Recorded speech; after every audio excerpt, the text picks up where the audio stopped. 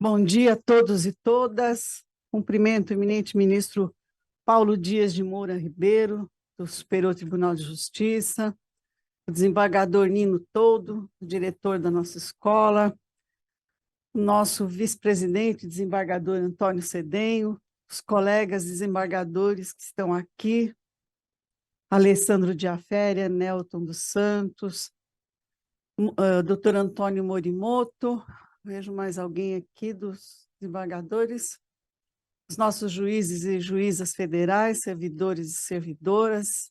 É uma honra tê-lo aqui, ministro. Como eu sei que o tema é muito importante para nós, é um tema atual, né? Vai ser muito bom ouvir quem entende muito dessa questão, que está lá vivendo todos os dias isso.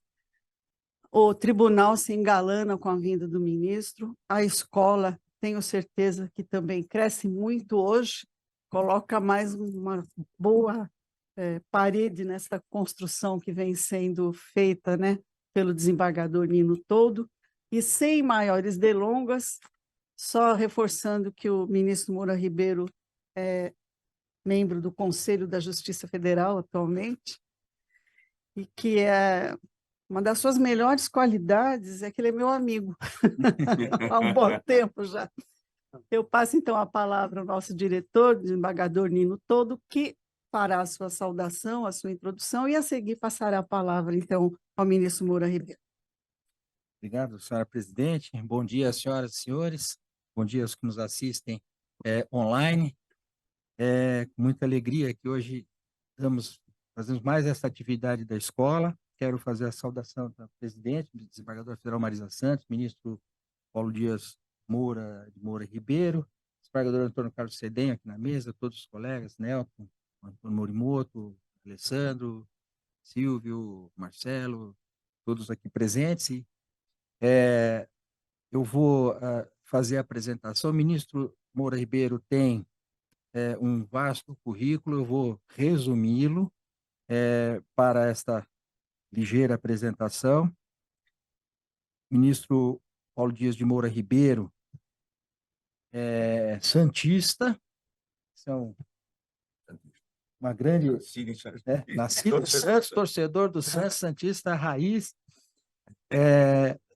Ele é ministro do Superior Tribunal de Justiça, hoje preside a terceira turma daquele tribunal, membro da Comissão de Regimento Interno, é doutor e mestre em Direito pela Pontifícia Universidade Católica de São Paulo, a PUC, com pós-doutorado em Direito pela Universidade de Lisboa, membro do Instituto de Direito Comparado Luso-Brasileiro, entre inúmeras outras atividades acadêmicas e colaborações das mais diversas. Integra, como disse o presidente, o Conselho da Justiça Federal.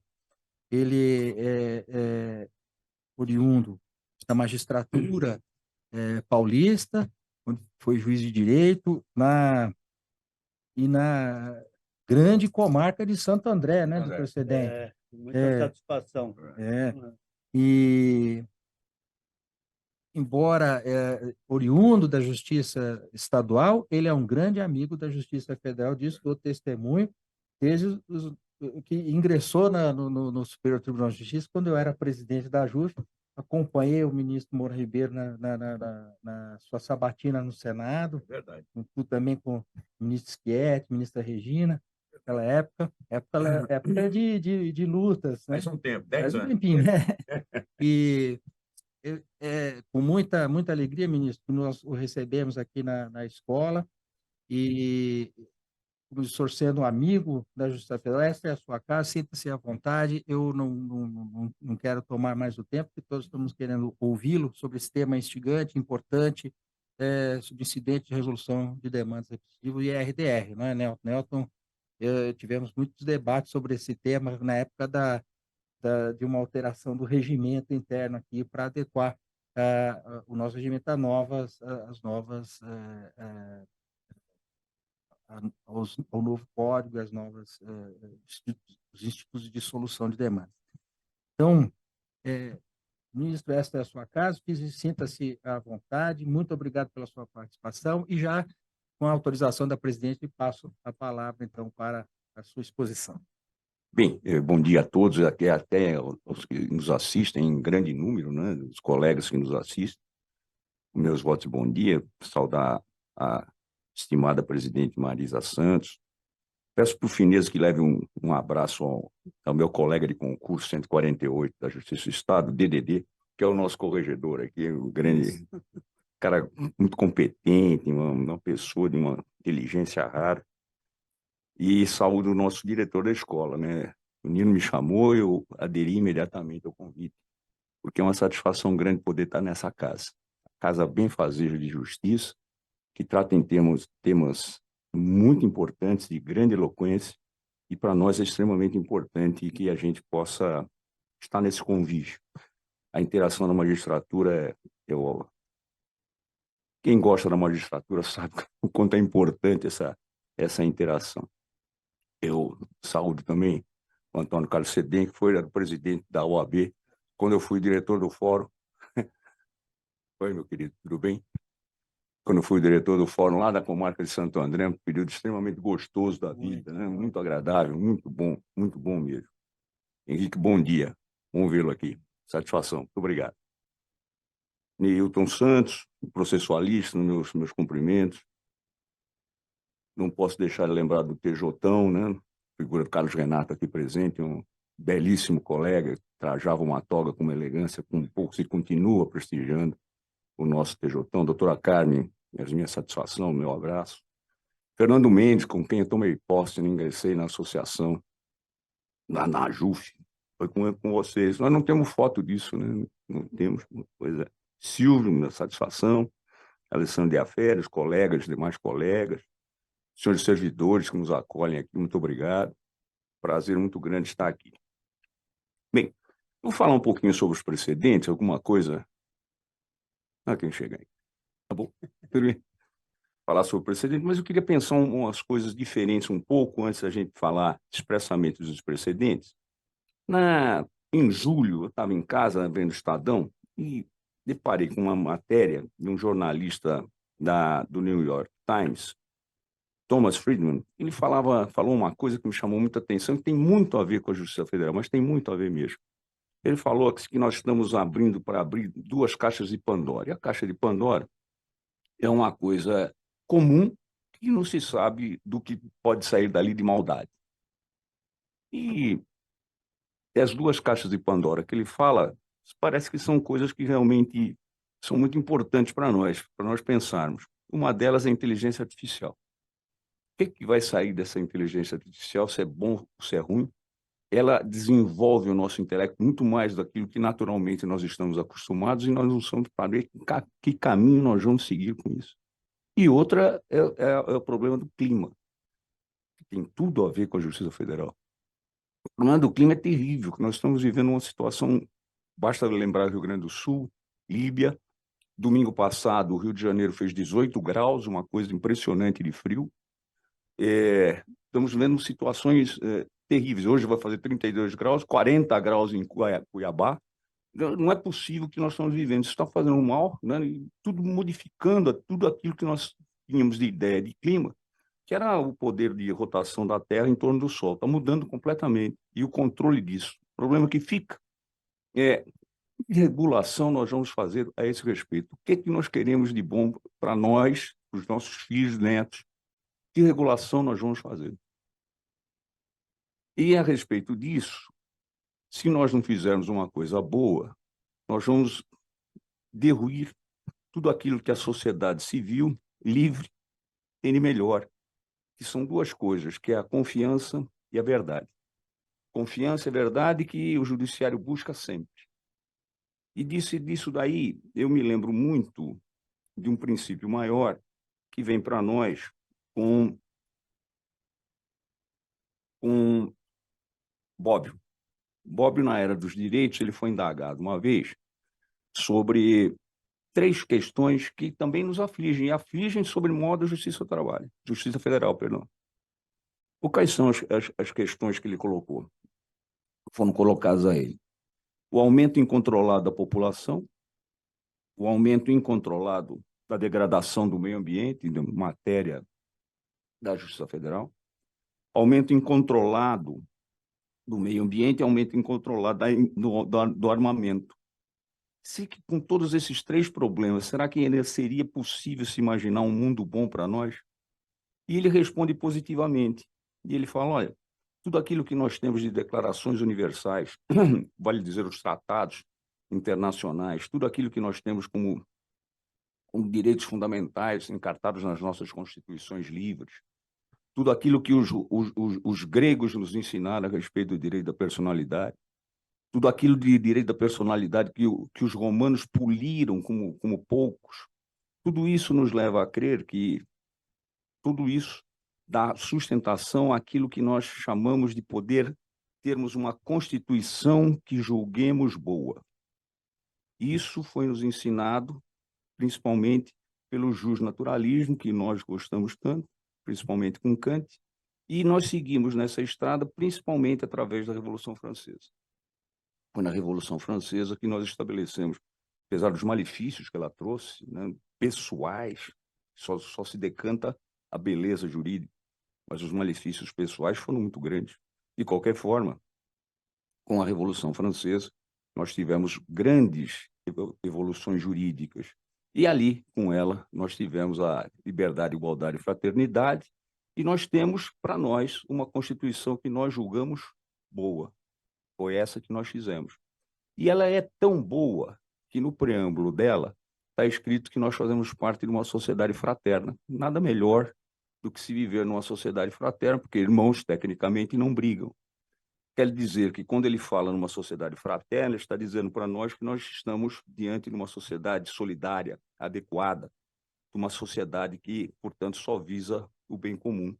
E se eu não acredito nisso, eu vou ao artigo 1º da nossa Constituição, que vai dizer para nós quais são os fundamentos do nosso Estado democrático. E 3 deles, para mim, são fundamentais, com os quais a Justiça Federal lida com absoluta frequência. São eles a cidadania, muito mais que votar, é o direito a ter direitos na área. A dignidade da pessoa humana como base para todo o nosso desenvolvimento.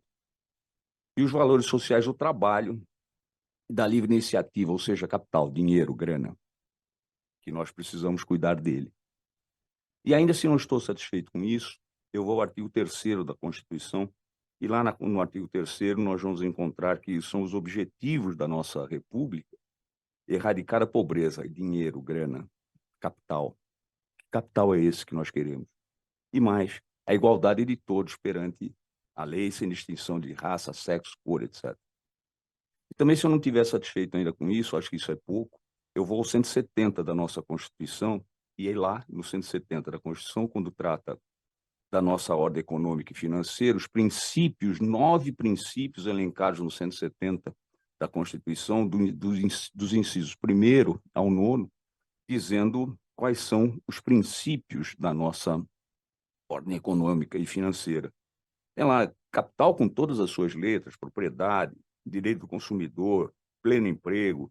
Em suma, que capital é esse que nós queremos? E além desses 9 fundamentos, dos incisos 1º ao 9º, nós vamos encontrar 2 fundamentos básicos da ordem econômica, que estão lá no caput, qual seja a livre iniciativa e o trabalho, a valorização do trabalho humano. E tudo tem um fim, no próprio artigo 170 da Constituição, segundo Ricardo Sayegh. E esse fim está lá: existência digna conforme os ditames da justiça social. Não precisa mais nada. E a Justiça Federal trabalha com isso com absoluta constância, mas muito mesmo. E ainda, se eu não ficar contente com tudo isso, eu vou para mais um artigo da nossa Constituição, que fala lá do mercado interno, 219. O mercado interno integra o patrimônio nacional e será incentivado de modo a viabilizar o desenvolvimento cultural e socioeconômico e o bem-estar da população. Então, nós estamos numa sincronia, numa orquestração perfeita para termos um desenvolvimento através de um capital que nós elogiamos, batemos palmas a esse capital. Mas o capital que a gente quer, que a gente vive lá, pensando no Superior Tribunal de Justiça, é um capital que precisa ter perfume bom. É um capital que precisa ter alma, sob pena de arrebentarmos com todo o sistema. E tudo isso vai se desenvolver naquela ideia dos precedentes. Eu era absolutamente refratário a essa ideia dos precedentes, não tinha lá muito gosto, achando que era uma bomba que colocaram no nosso colo. E até aqui eu devo fazer uma menção muito expressa, muito agradável, com um coração muito feliz, a uma pessoa que era de uma dignidade fora do comum, Paulo de Tarso Vieira Sanseverino. Ele me levou para o núcleo, ele me levou para o núcleo de precedentes, sabe? E eu conversei com ele, olha, cara, isso aqui não está certo. Nós não sabemos fazer lei, nós não estamos aqui para fazer lei. E ele tanto falou comigo, que eu acabei começando a me quedar nessa ideia de que talvez o judiciário tivesse realmente que assumir a sua posição, a mesma posição que ele veio assumindo a partir da Segunda Guerra Mundial, que não era assim, né? O judiciário era aquele apenas que declarava a lei. E nós sabemos que com o Código Fux nós tivemos essa possibilidade efetiva de dar uma segurança jurídica, uma estabilidade para os julgamentos, que é isso que se quer. Essa estabilidade vai ser chamado judiciário sempre a se pronunciar em razão de alguma coisa que acontece de errado no negócio jurídico. E o negócio jurídico se estabelece, uma relação que se estabelece entre credor e devedor, em que um não se sabe nem por que resolve atender aos anseios do credor, numa prestação entregando a este uma prestação de dar, fazer ou não fazer, e que tende a acabar na sua normalidade através do pagamento ou, pela sua parte doentia, pela composição das perdas e danos, o que não é o desejável. Mas também, se assim não fosse, não haveria necessidade de se pedir auxílio ao judiciário. E agora, no sistema da civil law e common law, que não é muito agradável para nós, né? A mim não é muito agradável, mas nós temos que entender que há uma globalização. E com a globalização, há muita gente de fora, estudando fora do país. E é claro que, sem dúvida alguma, em razão disso, há a possibilidade do direito estrangeiro se intrometer no direito brasileiro. E nós temos que conviver com isso, sem dúvida alguma. A civil law, para nós, veio de uma origem romana, né? Romano-germânica, vai encontrar fundamento numa lei escrita, emanada de uma autoridade, e ao contrário, a common law, ao contrário. Ela tem uma tradição inglesa, né? Normanda inglesa, e vem para nós através de lastro nos usos e costumes, e não com uma lei voltada para o presente e para o futuro. Para nós, parece que tudo surge da civil law, nós podemos dizer que surge para nós através daquilo que nós conhecemos como Justiniano fez no Corpus Juris Civis, tentando consolidar toda a produção legislativa romana. Mais que isso, como disse, a Revolução Francesa também trouxe um grande desenvolvimento para a civil law, através do momento em que teve a tripartição do poder, idealizada por Montesquieu, mas ali, como disse já, o juiz era só a boca da lei, né? Ele só declarava o direito. E Teresa Rudalvin fala para nós exatamente isso, ou seja, num dado momento, principalmente a partir da Segunda Guerra Mundial, o judiciário passou a ter protagonismo, porque a lei precisa ser interpretada, porque a lei tem termos que não se entende. E, como eu digo sempre, né, o legislador faz a lei e para ele não tem embaixo de declaração. Nós temos embaixo de declaração, 12 embaixo de declaração. E foi por aí que eu, conversando com o Paulo de Tarso Vieira Sanseverino, dei a ele o exemplo de que nós estávamos, não podíamos seguir essa tarefa, né? Tava difícil para nós. E eu vou dar o exemplo já para todos, né? Nós deixamos, então, com a Segunda Guerra, de ter uma função declaratória para fazer uma interpretação da lei. E que a gente precisa ter uma interpretação segura, que é o capital precisa, senão o capital é arisco. E nós precisamos ter interpretação segura. Ou seja, aí nós vamos lembrar que nós temos que, nessa interpretação segura, nós temos que seguir a lexi, ou vale dizer, tratamos com princípios que são, vamos dizer, que são normas programáticas e normas do imaginário, do ideal que se quer buscar. quando as regras podem ser quebradas. Garcia Medina fala de manter essa integridade no judiciário, principalmente com o novo Código Fux. Os tribunais 926, 927, 928 do novo Código Civil é que trazem para nós as hipóteses dos precedentes, do regramento legal dos precedentes. O 926, dizendo para nós que devem os tribunais uniformizar a sua jurisprudência, mantê-la estável, e o 927 dando uma tabela, quase que uma tabela da legislação, de como devem ser fundamentadas as decisões judiciais. E engraçado é que fala assim, se não tiver isso, é possível fazer, se faça uma reclamação, e a reclamação é muito pouco usada, está chegando muito pouca reclamação do Superior Tribunal de Justiça. Ainda a ideia do agravo ainda é a que predomina. A reclamação não está sendo usada. Pouquíssimas vezes, olha, nós já temos esse código há um bom tempo, e eu que me lembro de 2 reclamações até hoje, só elas, só 2 até hoje. E o 928 confere um tratamento diferenciado a essa litigiosidade de massa, chamada de predatória. E eu sou relator de um caso de litigância predatória, a audiência vai ser agora no dia 4 de outubro, e inúmeros inscritos, mas nesse caso, ele chegou de um IRDR para nós. E olha que coisa, os números são, Marisa, de 64 mil e tal ações que foram analisadas, de janeiro de 2015 a agosto de 2021, quase 30 mil, 43%, foram patrocinadas pelo mesmo advogado. Em um universo de 300 processos tomados como amostra, observou-se todos a mesma petição inicial, desenvolveu uma narrativa hipotética, não se recorda jamais com quem celebrou o contrato de empréstimo, que quer a declaração de inexistência. Em todos esses casos, foi questionado o empréstimo, 99% dos casos analisados foi requerida a dispensa da audiência de conciliação, 97% da amostra é de pessoa idosa, 25% analfabeta, 17% assentados, 11% indígenas. Diz respeito a um resultado de 80% daquelas ações foram julgadas improcedentes. Aí veio o IRDR. E o que a mim está preocupando é que, será que nós podemos mudar a escrita do IRDR do jeito que ele veio proposto? Já conversei com processualistas e ninguém me respondeu isso. Vamos ver se nessa audiência a gente tem uma resposta positiva para isso.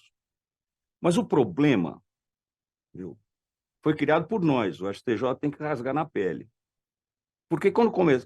Esse negócio de demanda predatória, eu era desembargador aqui em São Paulo e inúmeros casos eram de cadeias de poupança. E lá na nossa turma, a Câmara, 11ª, ela junta pelo menos um extrato da... Não, aí foi recorrer para o STJ, e o STJ fala, não precisa, isso se vê depois. Não se vê depois, inúmeros casos, liquidação zero, porque não tinha conta. Então, alguma coisa precisa ser feita. Essa audiência é para a gente ver o que é essa alguma coisa que a gente precisa fazer. Não pode...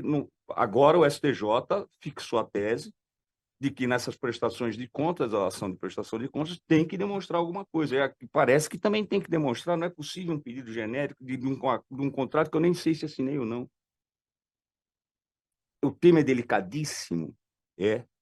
Os advogados estão preocupados, eu também estou preocupado, até porque advoguei.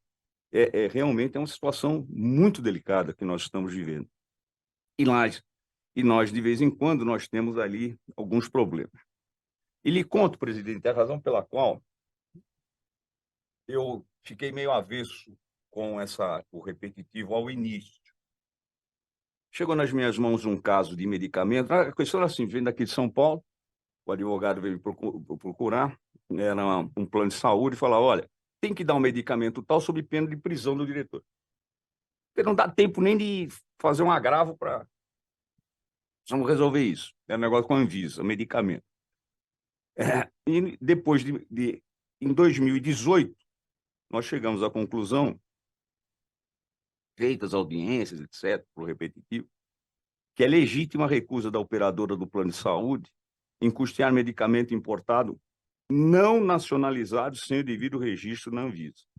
Porém, já fizemos um acréscimo ali, a tal de uma modulação. Eu sou meio implicante com a modulação também. Após o registro na Anvisa, a operadora do plano de saúde não pode mais negar a entrega do remédio. Um ano depois, embaixo da declaração, e até quem não fazia parte da demanda, era embaixo da declaração, dizendo que havia omissão, isso é aquela coisa. E o embargo da declaração foi julgado em setembro de 2019, praticamente um ano depois, para dizer, bom, aí que transitou em julgado, demanda. Então o judiciário não está fazendo o serviço que ele tem que fazer. Um ano depois não adianta mais. Eu acho que ou é ou não é. A lei entra em vigor, não tem embargo de declaração. E nós falamos e tem embargo de declaração. E é uma coisa que nós precisamos arrumar. E logo vem a modulação. Obrigação do plano de saúde em custear medicamento não registrado pela Anvisa.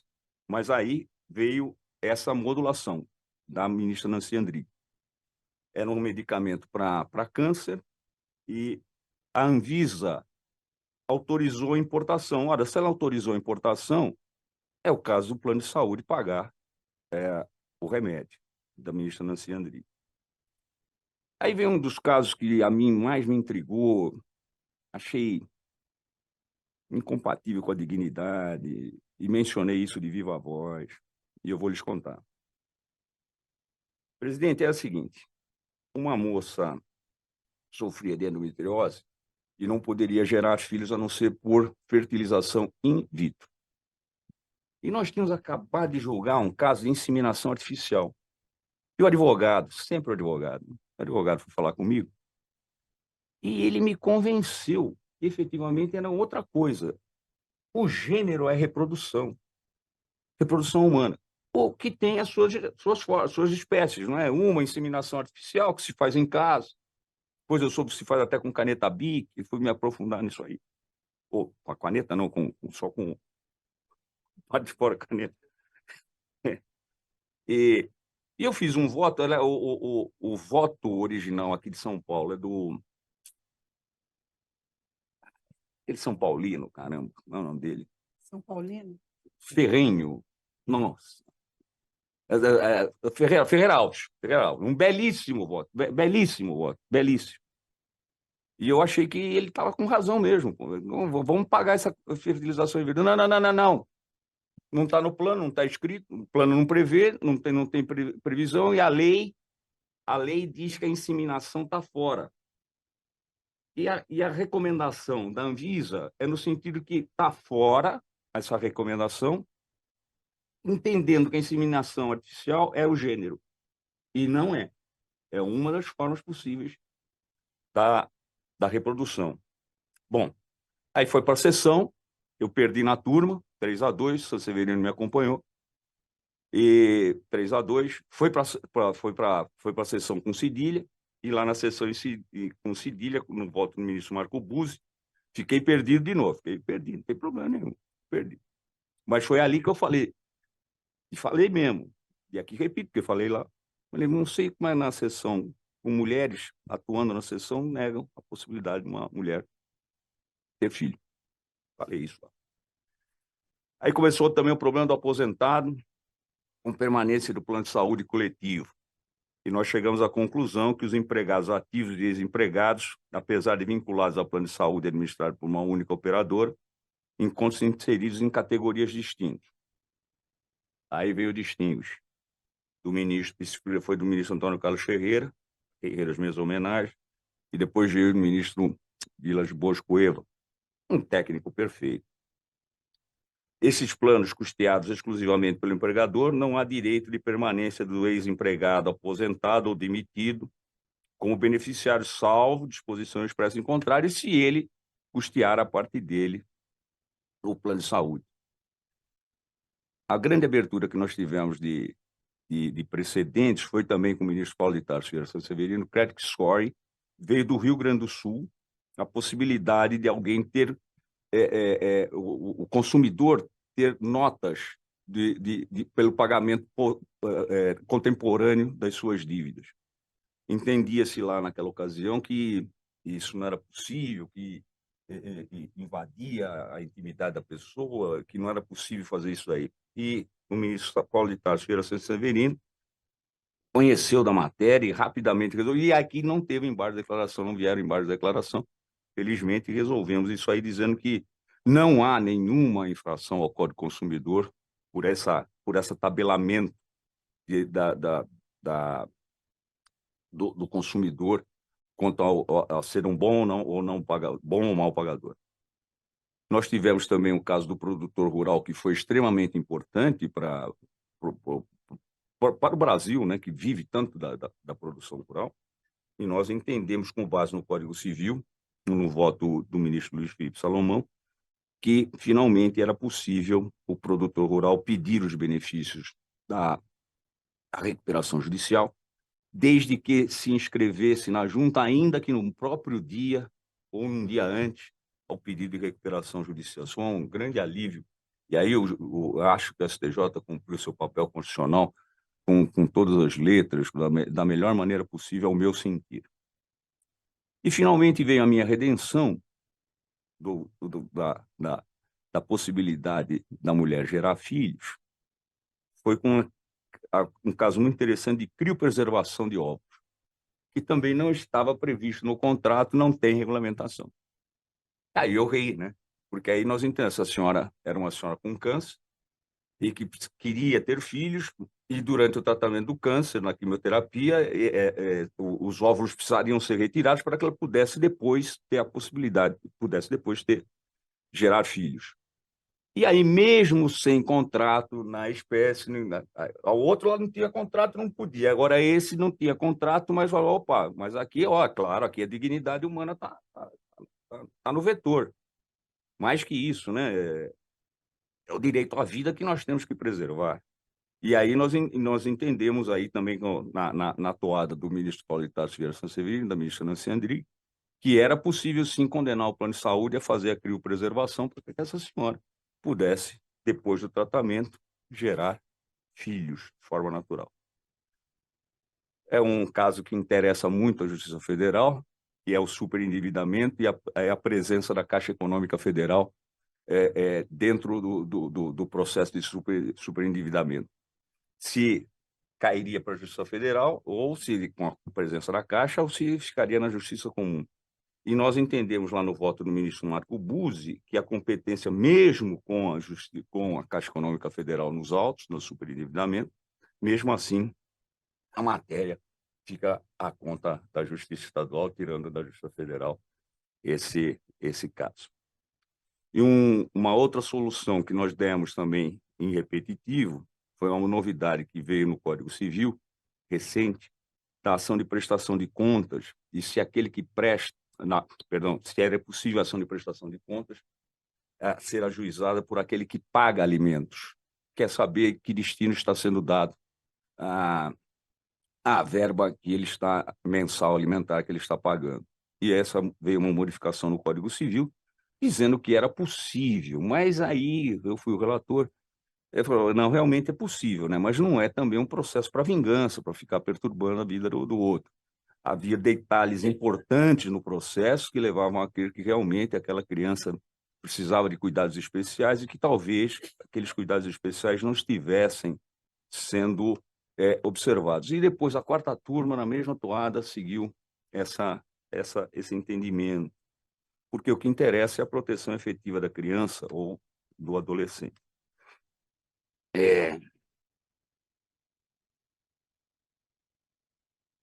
E aí tem coisas muito engraçadas que acontecem lá no STJ e que eu fiz questão de trazer aqui para os nossos rabiscos.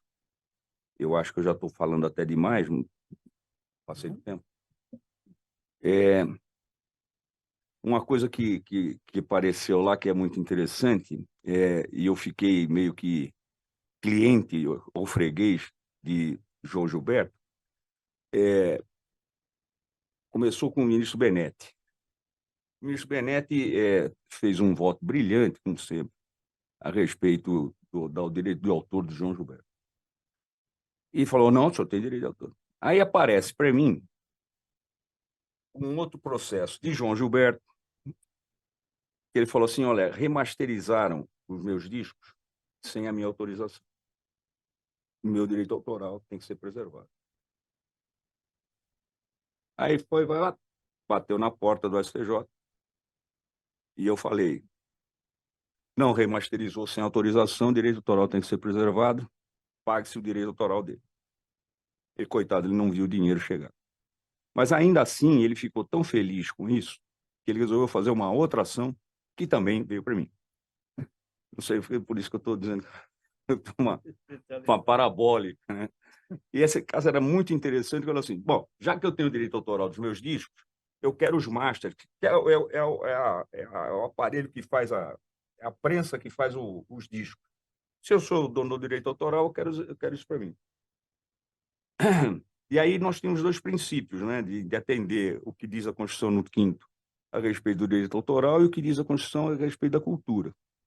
Que triste fim de um país, né, que não pode preservar a cultura. O que seria de nós, né, ou do mundo todo, né, se assim, as músicas de Mozart, Bach, Beethoven, Villa-Lobos, gênios, tão gênios quanto João Gilberto, não pudessem mais ser divulgadas para nós, né? E assim eu entendi que, apesar do direito autoral, a cultura merecia muito mais prestígio para todos nós do que o direito autoral dele nesse contraponto.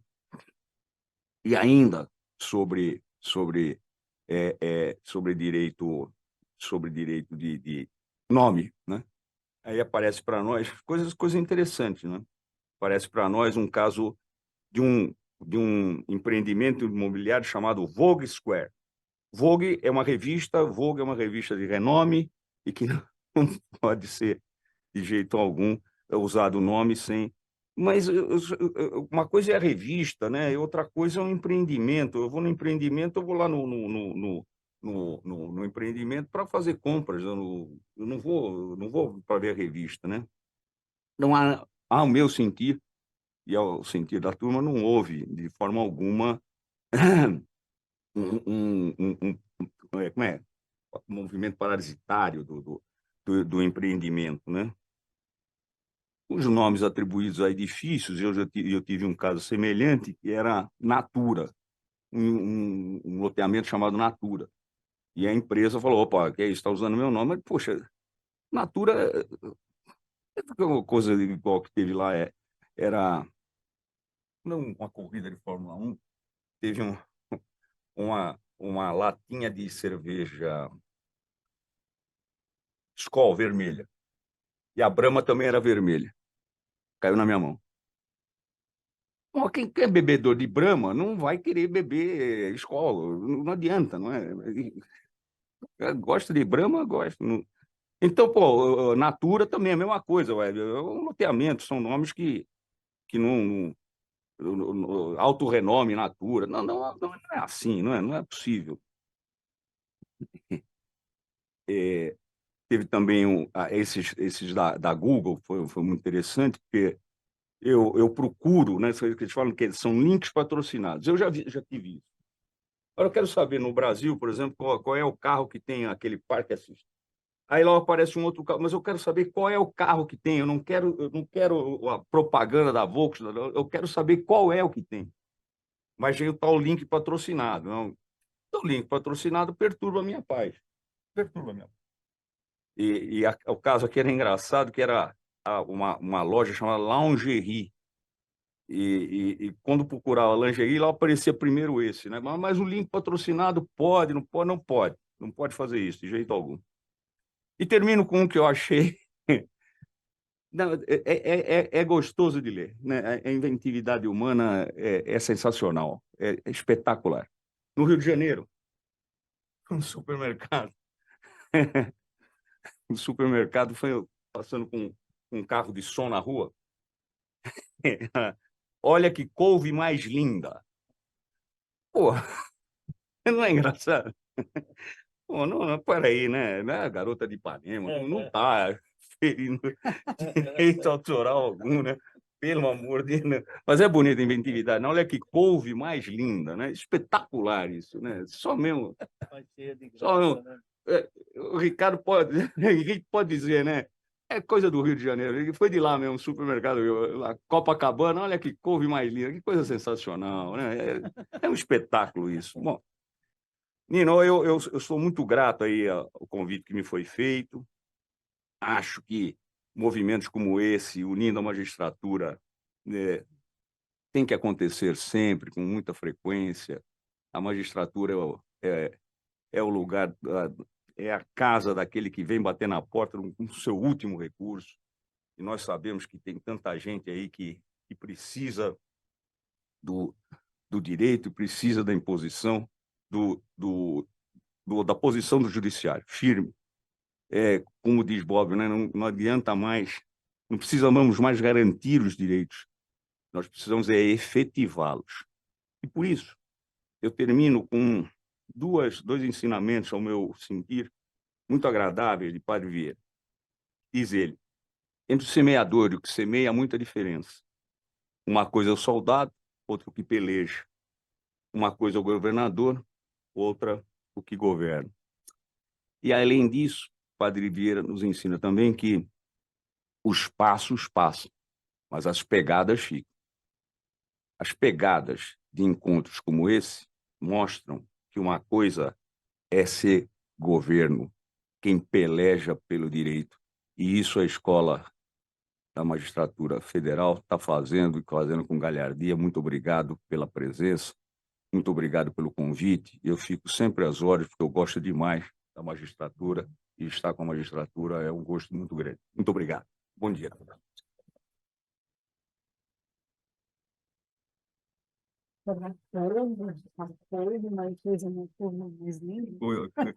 Olha que couve mais linda. Faltou coisa mais cheia de graça. Pois é. É sensacional, né? Deve ter sido desenvolvido. Henrique Ávila sabe isso como ninguém. É que ser no Rio de Janeiro, né? Bom, obrigado, ministro, pelas suas palavras, pela palestra, trazendo casos concretos do STJ, tratando de demandas repetitivas, e na sua fala lembrei de alguns casos da Justiça Federal também, que demandas repetitivas que trazidas aqui e no final resultavam em nada.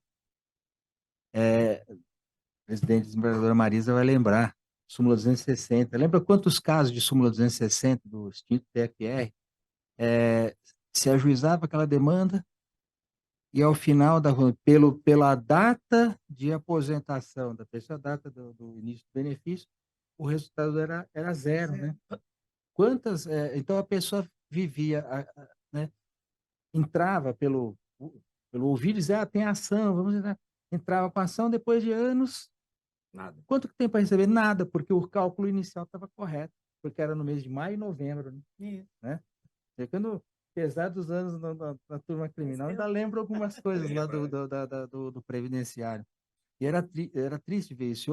Outra de demanda repetitiva, que um estrago na Justiça Federal, de FGTS. Também que se ajuizava aquilo e, no final das contas, o resultado, porque o que se pretendia era que se depositasse a diferença em juízo, mas quando o depósito tinha que ser, o crédito devia ser feito na conta vinculada. E em juízo não restava nada. E como os pedidos eram mal feitos, em muitas situações dava sucumbência recíproca e o resultado era zero para o advogado. E a sucumbência? Eu lembrei do FGTS por conta da demanda predatória, da litigiosidade predatória. Eu judiquei em Ribeirão Preto e tinha lá isso me chegou ao conhecimento, o advogado passava né, no meio do canavial mesmo, não o advogado, alguém amando dele, mas assim, com conclamando os trabalhadores rurais a ingressarem com a ação. Então, levava, ia num carro lá, então um computadorzinho, então eu já ia gravando aqui. Então, por essa razão, é preciso mesmo ter mecanismos de sistemas de solução de demandas, né, repetitivas, né, Nelson? E para que o judiciário possa ser mais racional e efetivo. E uma preocupação que eu tenho a propósito disso, ministro, gostaria até de indagá-lo sobre isso, é que, apesar dos filtros existentes, apesar de todos esses sistemas, daquilo que se propõe em leis, ainda hoje a demanda no Superior Tribunal de Justiça é extremamente elevada, e assim como no Supremo Tribunal Federal. A despeito de todas as reformas processuais que foram feitas ao longo desses anos, inclusive a súmula, um pouquinho puxando lá no Supremo, a súmula vinculante, eu me lembro do ministro Sepúlveda Pertence, de saudosa memória, que recentemente nos deixou, mas ele dava como fundamento para justificar a súmula vinculante, o Supremo não pode julgar empréstimo compulsório. E eu pensava, naquela época, um juiz novinho, né? O ministro Sepúlveda Pertence falou, tá falado, é um juiz ali, um substituto.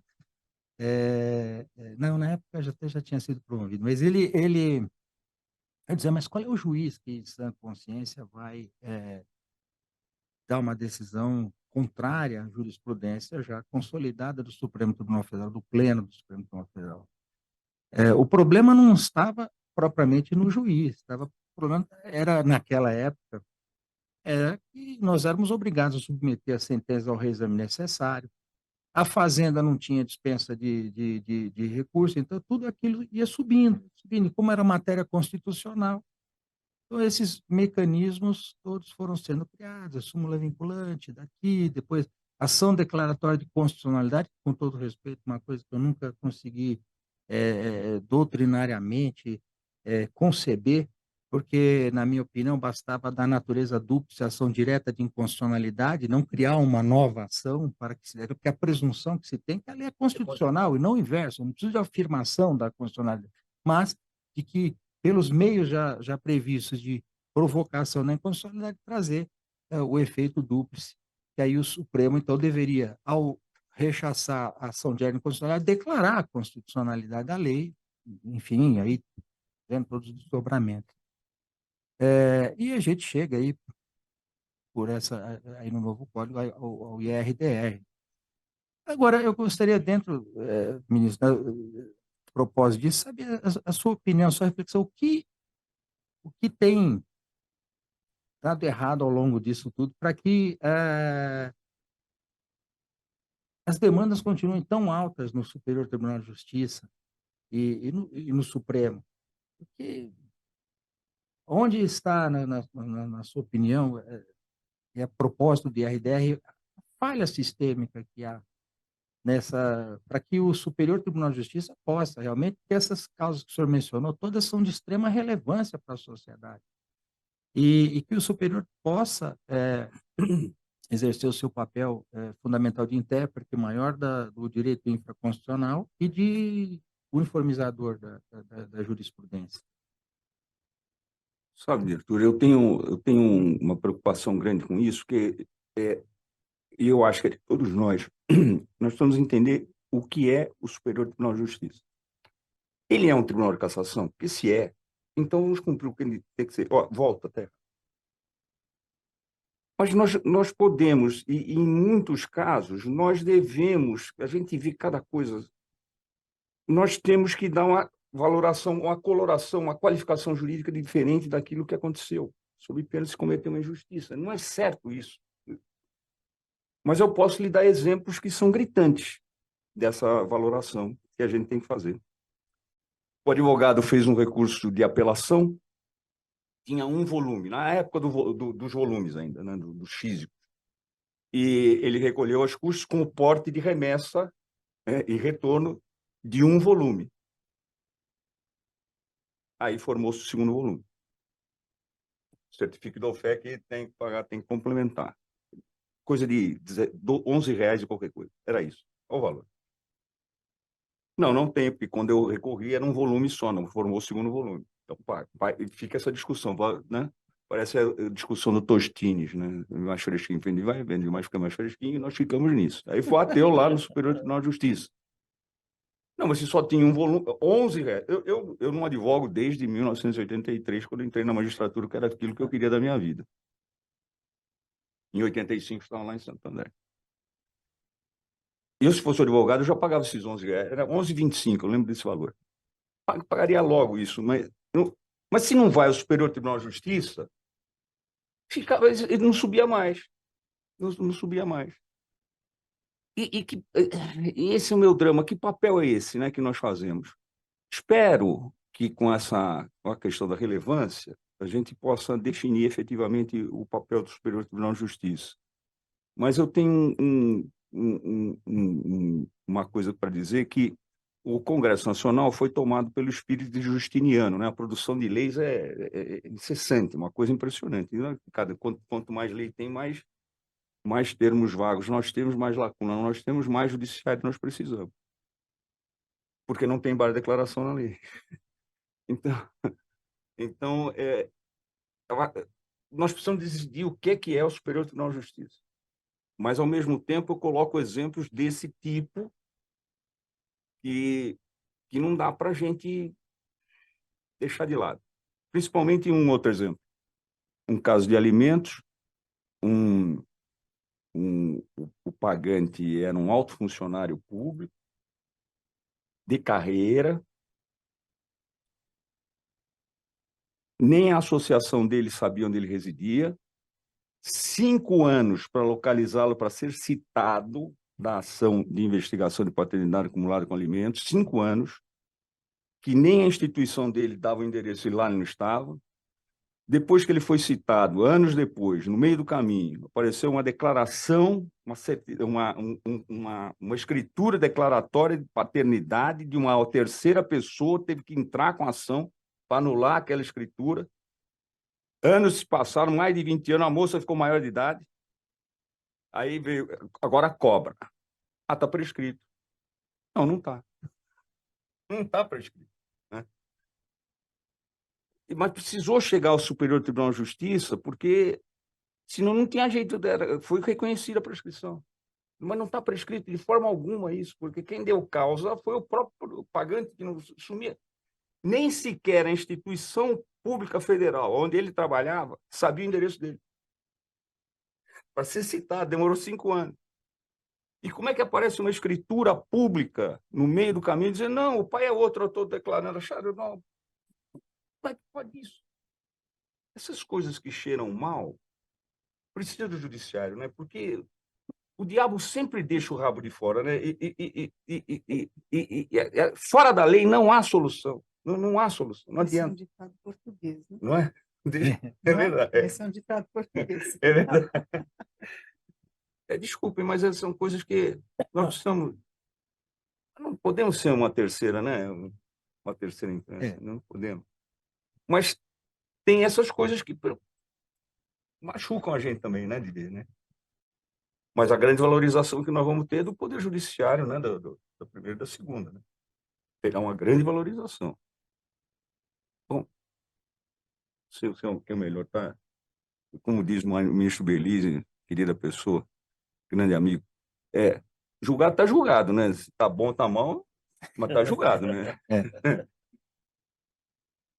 Isso, Alguma solução precisa ser dada, não é? Chamaram aqui, bateram na nossa porta, enquanto não sai a possibilidade de conciliação, né? E aí o Marco Bus é espetacular para isso. Eu peço licença aqui para fazer uma observação, algo que me ocorreu agora com relação à demanda predatória. Eu penso que o judiciário do primeiro grau e do segundo grau tem uma grande responsabilidade nisso.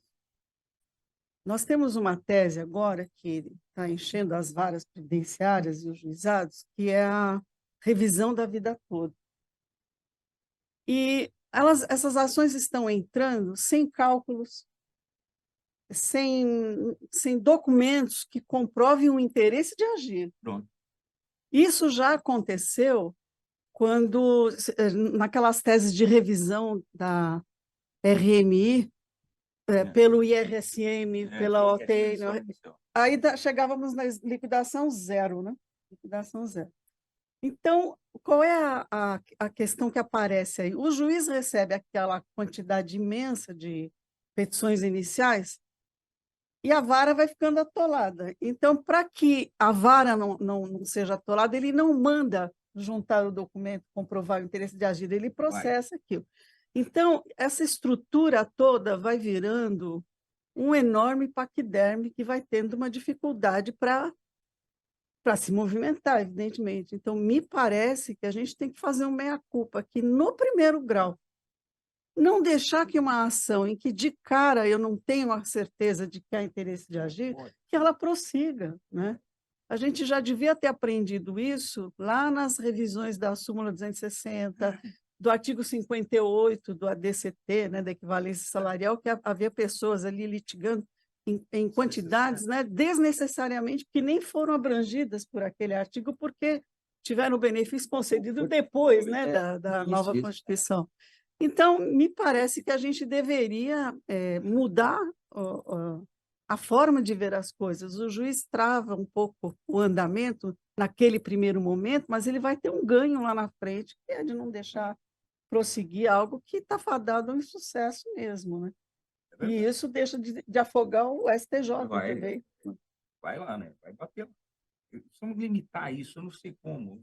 É um tema extremamente delicado, né? Muito sensível. Como é que vamos limitar isso? Aí limita pelo valor.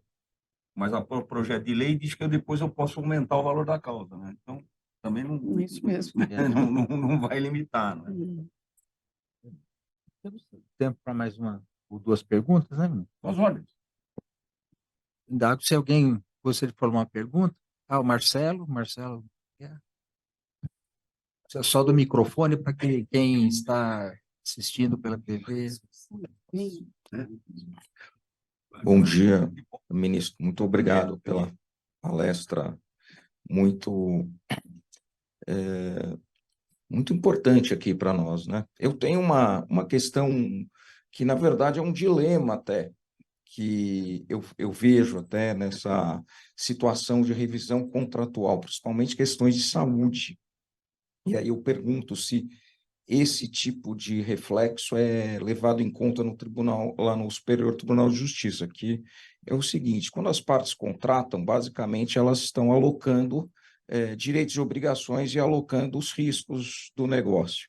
Quando o judiciário interfere nisso, há uma mudança nessa equação, e se é uma empresa, ela vai, evidentemente, colocar os custos adicionais nos preços que ela paga para os consumidores. Então, o que eu vejo, eu enfrento esse dilema pessoal, é o seguinte: quando um plano de saúde ele tem que cobrir um procedimento que não estava contratualmente previsto, isso vai ter um custo, e esse custo vai ser diluído entre todos os outros consumidores daquele plano. E eu noto que os preços dos planos de saúde eles têm aumentado ao longo dos anos, e isso acaba excluindo muita gente que não consegue mais pagar o valor e acabam abandonando os planos. Isso, para mim, também, vamos dizer, em termos coletivos, ofende, de certa forma, a dignidade da pessoa humana, né? Então, basicamente, o que eu estou perguntando é o seguinte: um caso concreto que está sendo julgado, evidentemente, tem uma determinada solução, mas e o reflexo que isso pode gerar? E se, nesses casos, não seria o caso, então, porque existe o SUS, né? E o SUS ele é para todos, independente de ter contrato ou plano, né? Eu queria saber se isso, como que isso é visto, isso acaba sendo levado em conta ou não, enfim, é essa a pergunta. Muito obrigado. Eu agradeço. Nós poderíamos sair no Bloco dos Unidos, porque eu também me preocupo extremamente com isso. Há países, e nós sabemos, que chega a uma certa idade, está doente, morra. O Brasil é diferente, né? Quando começou aquela discussão, se lá na sessão, depois sobreveio uma lei, não tô querendo lembrar o que era, o plano de saúde está obrigado a isso. Se o rol era taxativo ou era exemplificativo. E aquilo, com todo respeito, deveria, antes de ir a julgamento, nós deveríamos ter nos sentado e vamos conversar a respeito para fazer uma coisa só. Bom, já estava vencido a tese de que era taxativo, vírgula, desde que. Tá. Que é o mesmo que dizer exemplificativo, vírgula, desde que. É a mesma coisa. Então, teria que sentar um pouco antes, conversar, porque é um caso de relevância, cheio de gente lá na porta do Superior Tribunal de Justiça.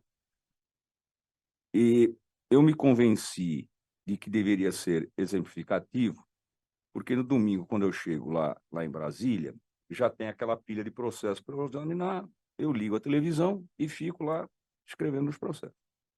E ali eu vi um caso de uma menina muito recém-nascida, muito jovem, que precisava de um remédio X que custava uma fortuna total. E que a família, então, saiu na rua coletando dinheiro, conseguiu dinheiro, comprou o remédio e a menina está viva. Queria dizer ao colega que quando eu comecei a votar, eu fui o último a votar, e quando eu comecei a votar, eu me lembrei muito dos meus pais que me mandavam ler Monteiro Lobato. Tem uma passagem de Narizinho com Dona Benta que ficou na minha cabeça, eu dela não esqueço, e eu comecei a votar assim. Olha, eu queria lembrar aqui do caso de Narizinho conversando com Dona Benta e o conselho que Dona Benta deu a Narizinho. Minha filha, o mundo é habitado por homens, não por anjos. Então, se fosse por anjos, nós não teríamos nenhum problema, né? Mas é que nós somos habitados por homens e nós temos as nossas falências, sem dúvida alguma. Eu não consigo, né, imaginar que está com tantos anos, morra. Eu não consigo. Quem é essa pessoa que morre? É meu pai? É minha mãe? É meu irmão? Eu não vou concordar com isso. Neste mesmo domingo, teve um caso de uma criança que nasceu com um negócio, uma queimadura pelo corpo todo, um caso, e descobriram um remédio caríssimo, caríssimo. E outro da implantação de córnea, um remédio caríssimo, que está em estudos lá, a Faculdade de Medicina está nesse estudo da implantação da córnea. São coisas caríssimas, mas vai negar a pessoa de ver se ela pode ver? Vai negar a mulher que pode ter o filho e não vai ter? Vamos sair no Bloco dos Unidos, que eu estou também no mesmo dilema que o colega está. É difícil, né? Mas nós temos que decidir. Bateu na porta da gente, e aí nós vamos, né, decidir conforme o nosso coração, né, conforme o nosso sentimento, né? É difícil, é difícil. Eu sinto muito, mas é difícil, né? Não temos.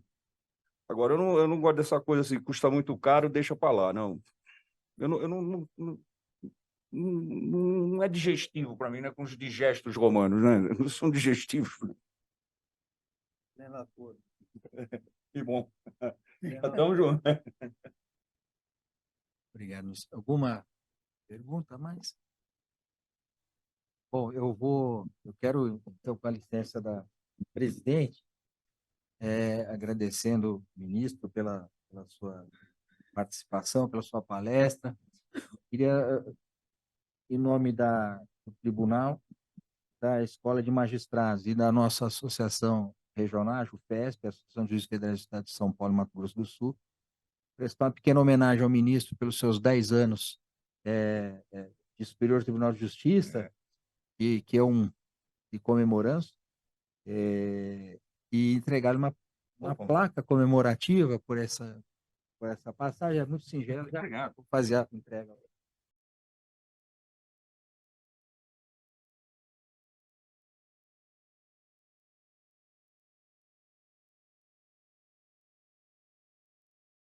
O ministro Moura Ribeiro, ele sempre surpreende, mas eu nem deveria me surpreender mais, porque ele é um humanista, né? É um humanista. É um homem de uma vasta cultura, é muito agradável estar com ele numa roda de amigos, tomando vinho, né?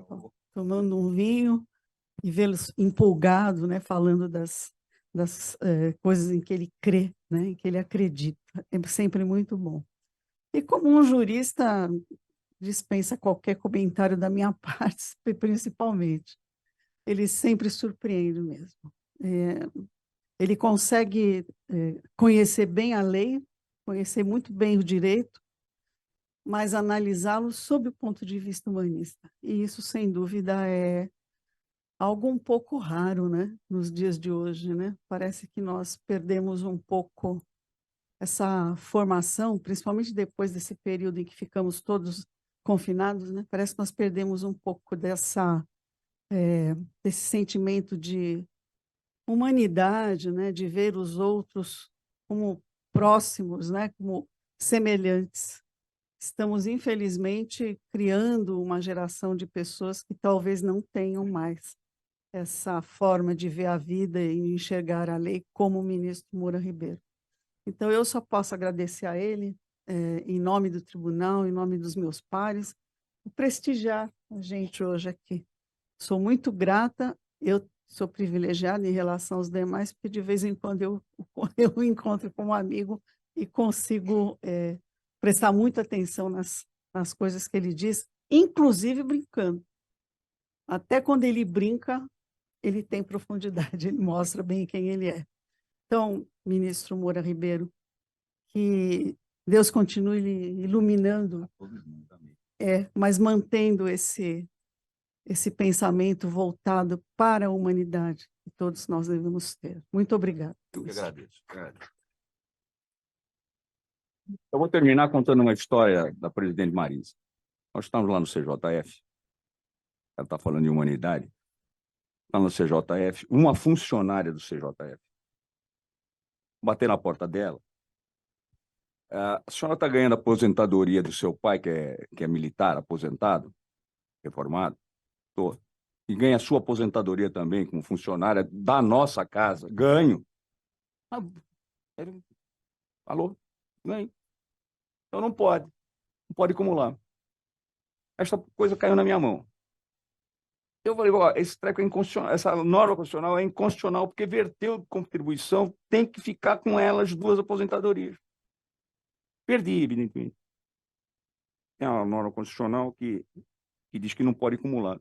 Eu quero saber para onde vai esse dinheiro, porque se eu coloquei o dinheiro lá e eu não tenho opção de não colocar o dinheiro lá. Mas perdi, até porque a matéria não poderia ser debatida em direito administrativo, em área administrativa, mas eu fiz questão de pôr o voto lá. Bom, essa coitada ia ter que pagar, devolver, bem mais, ainda mais com essa taxa Selic, essa amaldiçoada taxa Selic, que é uma taxa política, não é taxa para fazer correção monetária. Eu tenho duas representações na corte sobre isso.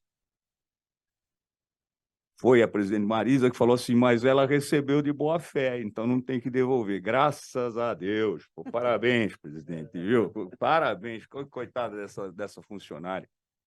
Foi a humanidade dela que fez com que essa moça não ia ter dinheiro para pagar esses 400. Era mais de 400 mil, uma fortuna.